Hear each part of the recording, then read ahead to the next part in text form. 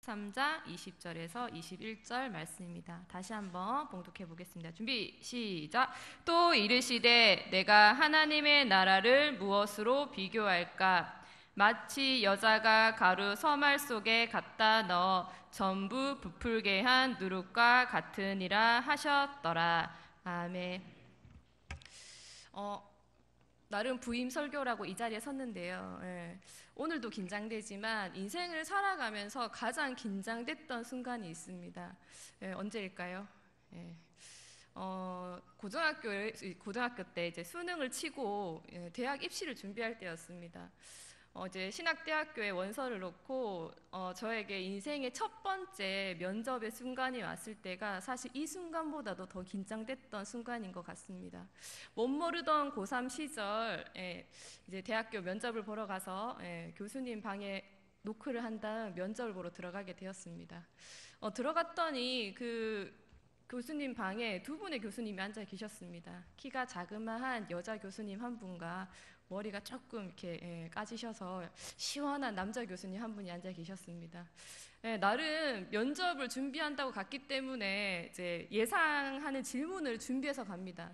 대체로 뭐 어떻게 지원해서 이곳에 오게 되었나, 또는 앞으로 학업 계획은 어떠하냐, 졸업 후에 또 기대하고 또 미래를 준비하는 걸 어떻게 하고 있냐, 이 정도의 질문을 예상을 하고 가게 되는데요. 그런데 교수님들이 예상 밖의 질문을 저에게 던지셨습니다. 진짜 이제 고등학교를 이제 수능을 치고 졸업을 앞둔 학생이 뭘 알겠냐마는 저에게 하는 질문이 하나님의 나라가 어디 있냐라고 질문을 하셨습니다. 이 신학생들도 대답하기 어려운 질문을 저에게, 그것도 면접 보러 온 고3 여자아이에게 하나님 나라가 어디 있어? 라고 물어보시는 겁니다. 순간 굉장히 당황을 했습니다. 왜? 내가 생각했던 예상의 그 질문들이 아니었기 때문입니다. 잠깐 당황했지만 저는 이렇게 대답을 했습니다. 제 안에 하나님의 나라가 있습니다 라고 대답을 했었습니다. 그렇게 면접은 무사히 잘 치렀고 신학대학교 입학을 하게 되었습니다. 그런데 그때 그 면접 당시에 그 첫 질문은 제 신학대학교 생활에 굉장한 영향을 끼치게 되었습니다. 도대체 하나님의 나라가 어디 있냐는 거예요. 그리고 또 제가 교수님께도 여쭤봤습니다. 교수님, 하나님의 나라가 우리가 죽어서 가는 곳이라고 생각한다면 우리는 죽음을 사모해야 합니까? 라는 질문을 신학대학교 다닐 때 교수님이 했던 적이 있습니다. 성도님들, 하나님의 나라가 어디 있습니까? 마음으로 대답하셨죠.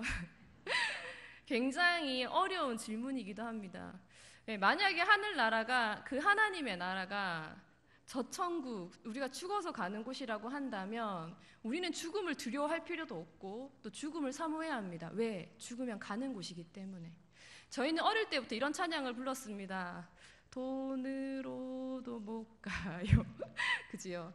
돈으로도 못 가고 내가 잘나도 못 가고 믿음으로만 거듭나야만 가는 곳이라고 하늘나라를 배웠습니다. 그 천국을 우리는 가는 곳으로 배웠습니다. 여러분도 하나님의 나라는 가는 곳이라고 알고 계십니까? 아멘 안 하시네요. 저는 하나님의 나라 꼭 갈 것입니다. 저희는 하나님의 나라를 언제나 가슴에 품고 기대하며 가기를, 또 꼭 가야 한다라고 소망을 하며 살아가고 있습니다. 그런데요, 오늘 말씀에 보면 예수님께서 많은 사람들 앞에서 하나님의 나라에 대해서 선포를 하고 있습니다. 저는 조직 신학이 전공이긴 한데요, 부전공이 그 신약입니다. 그래서 제가 굉장히 신약을 좋아합니다. 부전공이 신약이다 보니 특별히 또 예수님의 이 하늘나라, 천국의 비유 사건을 굉장히 또 좋아합니다. 오늘 말씀에 보면 우리가 너무나도 잘 아는 본문의 내용이 나오고 있습니다. 예수님께서 많은 사람들에게 이야기하고 있습니다. 또 이르시되 내가 하나님의 나라를 무엇에 비교할까? 고민을 하십니다. 내가 무엇으로 비교할까? 라고 하면서 많은 사람들이 이야기합니다. 마치 여자가 가루 서말 속에 넣어 전부 부풀게 한 누룩과 같으니라. 여러분, 이 말씀에 들어가면서 한번 이 말씀을 할 당시에 예수님과 많은 사람들의 모습을 한번 상상해 보시기를 원합니다. 예수님께서는 굉장히 인기가 많으셨습니다. 사람들에게 이 하나님의 나라를 전할 때도 예수님께서는 많은 무리들에게 둘러싸여 있으셨습니다. 예수님 주변에는 얼마나 많은 사람들이 있었을까요? 오병이어 그 기적의 사건으로 저희가 추측을 해본다면 성인 남자만 5천이라고 성경에 기록되어 있습니다. 하지만 그 자리에는 성인 남자만 있었던 것은 아닙니다. 여자아이도 있었고요, 여자도 있었고, 또 노인, 또 어린아이, 또 장애, 이런 사람들도 있었겠지요. 많은 사람들이, 많은 신학자들이 추측하건대 적어도 10,000명 이상은 있었을 것이다 라고 이야기를 합니다. 예수님 당시에 그렇다면 오병이어 사건 기적 때, 이적 때 10,000명 정도의 군중이 있었다면 예수님을 따라다니는 무리들은 굉장히 큰 규모였다는 것을 알 수가 있습니다. 그런데 이 무리들에게 이 인기 많은 예수님이 하나님의 나라를 전하신 것입니다. 예수님께서의 주된 사역은 바로 치유 사역, 그리고 하나님 나라에 대한 선포 사역, 또 세상 사람들에게 회개를 일으키게 하는 사역을 하셨습니다. 예수님께 이 사역을 하실 때 사람들은 예수님을 통하여서 자신들이 원하는 갈급함을 채우며 그렇게 예수님을 쫓아다녔습니다. 예수님께서는 이 사람들과 함께 먹고 마시며 호흡하며 함께 이 사람들과 함께 했습니다. 그리고 언제나 예수님을 통해서 그 입술에서 나오는 하나님의 말씀을 궁금해하며 예수님을 따랐습니다. 그런데 오늘 예수님께서 사람들에게 하나님의 나라를 선포하셨습니다.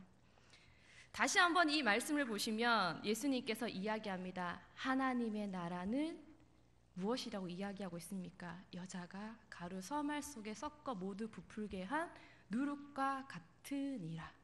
그렇다면 이 얘기는 무엇입니까? 하나님의 나라는 무엇이란 이야기입니까? 누룩과 같으니라. 하나님의 나라는 누룩과 같다라는 이야기로 사람들에게 선포하였습니다. 여러분, 누룩이 무엇인지 아십니까?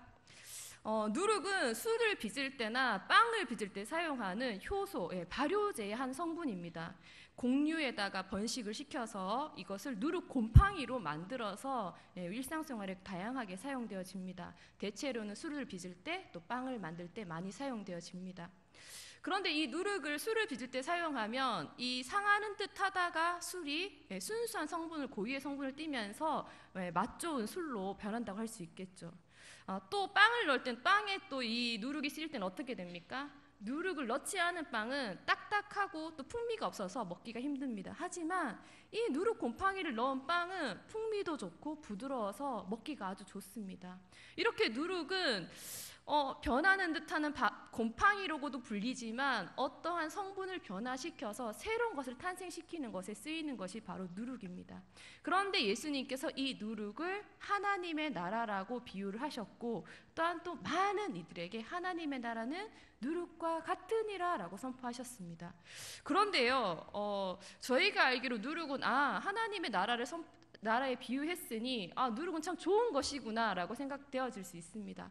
하지만 성경에서 누룩은 좋은 대우를 받지 못하는 것 중에 하나입니다.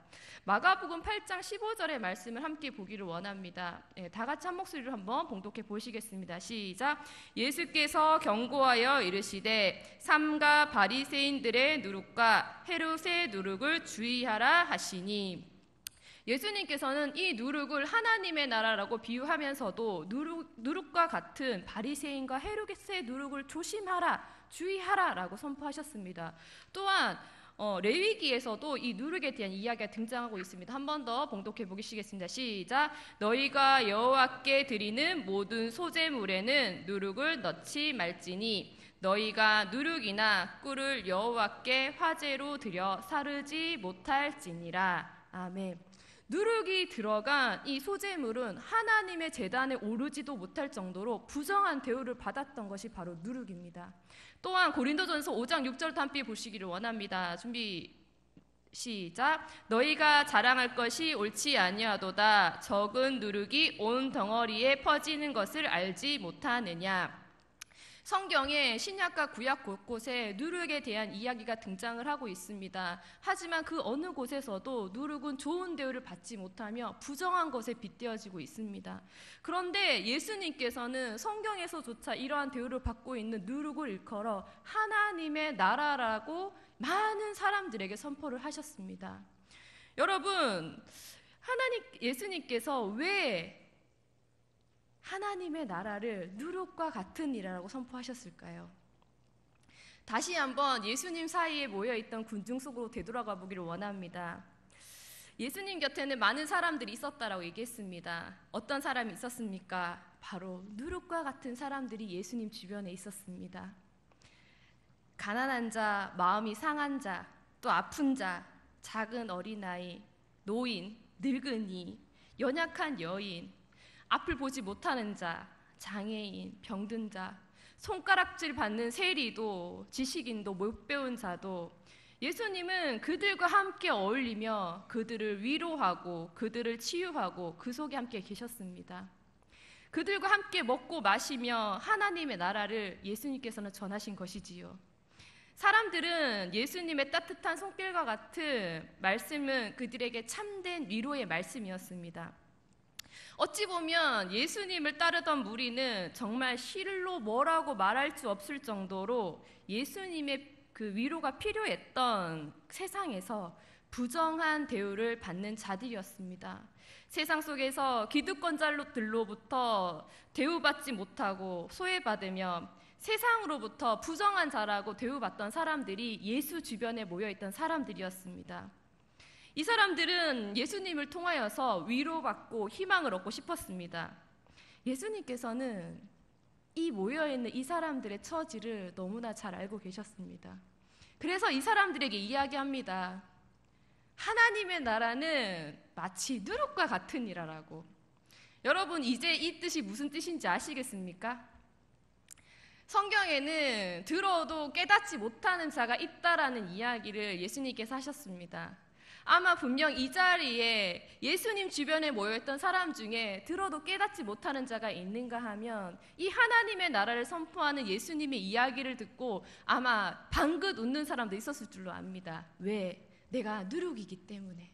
나같이 세상 속에서 부정한 대우를 받고 기득권에 끼지 못하는 나이지만 예수님께서는 가진 자, 부자, 떵떵거리는 자가 하나님의 나라 가는 것이 아니라 누룩과 같은 내 가운데 하나님의 나라가 있다라고 선포하셨기 때문입니다. 예수님께서는 그 무리에게 너희가 하나님의 나라라고 알려주신 것입니다. 하나님의 나라가 여전히 저 멀리 손에 닿지 않는 곳에 있어서 가고 싶지만 갈 수 없다라고 생각하던 이 부정한 자들에게 예수님께서는 바로 누룩과 같은 너희가 하나님의 나라라고 선포하신 것입니다. 여러분, 다시 한번 여러분들에게 묻고 싶습니다. 하나님의 나라가 어디에 있습니까? 지금도 여전히 죽어서 가는 곳이라고 그렇게 생각하고 계시진 않습니까? 나는 가야지, 갈 것이다라고 하고 있지는 않습니까? 하지만 예수님이 전하는 하나님의 나라는 가는 것도 갈 수 있는, 가겠다라고 선포하는 것이 아니라 이미 누룩과 같은 우리를 통하여서 이루어지는 것이 하나님의 나라라고 예수님은 전하고 계십니다. 여러분, 이 세상에 소망이 없고 꿈 없고 세상에 지이고 약하고 부정하게 대우받는 사람들이 예수님 주변에 있던 그 사람들 뿐일까요? 여러분, 우리 또한 죄인이며 나 또한 세상 가운데 기득권에 끼지 못하며 또한 또 나 또한 나약한 자리에 있을 때가 너무나 많습니다. 내가 하나님 보시기에 죄 없는 자가 없으며 하나님 보시기에 강한 자가 없습니다. 예수님께서는 그들에게 뿐만이 아니라 우리에게도 누룩과 같은 너희를 나는 들어서서 하나님의 나라를 이루겠다라고 말씀하고 있습니다. 여러분, 우리 안에 가는 곳이 아니라 지금도 이루어지고 있고 각 사람 한 사람을 통하여서 하나님의 나라의 소망을 꿈꾸고 있는 예수님의 이 말씀의 선포를 가슴에 품고 살아가시는 여러분들 되시기를 소망합니다. 특별히 오늘 신임 서리 집사님들 헌신 예배로 드리고 있습니다. 새롭게 세워진 직분을 따라서 더욱더 세상 가운데서 교회 안에서 하나님의 나라를 이뤄가는 누룩과 같은 우리들의 모습으로 세워지는 여러분 되시기를 축복합니다. 네, 한 주간의 삶 가운데서도 나를 통하여 이루어 나가는 하나님의 나라를 발견하시고 가는 것이 아니라 이루시는 여러분 되시기를 축복합니다. 다 함께 기도하시겠습니다. 사랑과 은혜가 풍성하신 하나님 감사합니다. 참 좋은 주일을 저에게 허락하여 주시고 주님 전에 나와서 주님을 찬양하고 또한 예배드리며 나가게 하신 것 감사합니다. 오늘 부족한 종을 들어 세워주시고 또한 누가복음 말씀으로 함께 나누었습니다. 이 말씀을 통하여 예수님께서 전하시는 하나님의 나라가 손에 닿지 않는 저 멀리 있는 것이 아니라 나에게 우리를 통해 이루어진다라는 사실을 삶 가운데 기억하며 살아가는 구미 명성교회 성도들 되기를 원합니다.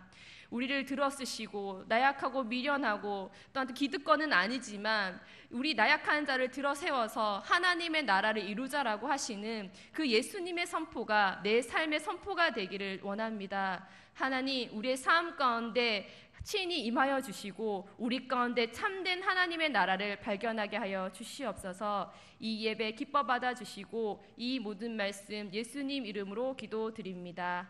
아멘.